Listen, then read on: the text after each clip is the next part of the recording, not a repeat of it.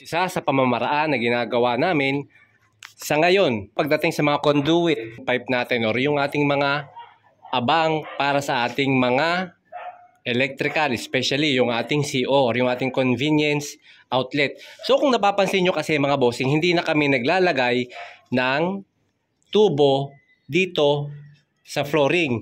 Hindi na kasi ako nag-aabang ngayon ng tubo pagdating sa mga SOG. Kasi minsan nakakaranas kami ng problema, lalo pag nagkabara, ang hirap mag-troubleshoot. So kaya ang ginawa namin, ang ginagawa ko na ngayon na technique mga bossing, dito na namin pinapadaan sa wall, pataas. Ayan. So mapapansin niyo yung mga CO namin ay nanggagaling na sa taas. So once na magkaroon na tayo ng problema, madali lang tayo mag-troubleshoot. Unlike kung magkakaroon tayo ng problema sa flooring, tapos naka-finish na, ang hirap, magbabakbaka pa ng flooring, babakbakin mo yung tiles, di ba? Ang daming masasayang na materyales.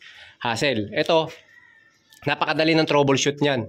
Dahil nasa wall lang, kisame lang ang ano mo, pinaka-access, di ba? Okay na.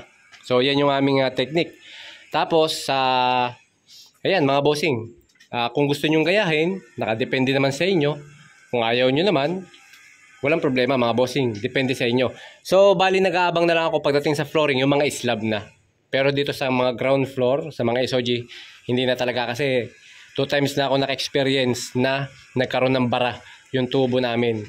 Kasi minsan, yung mga mason natin, pag nagpapalitada, nalalagyan ng halo yung ating mga tubo. Kahit may takip, no? Kahit may taklob, minsan hindi natin maiwasan yun. So kaya naman ganyan na yung ginagawa namin ngayon. Ang height nga pala mga bossing ng ating mga CO from finish floor natin is 40 cm.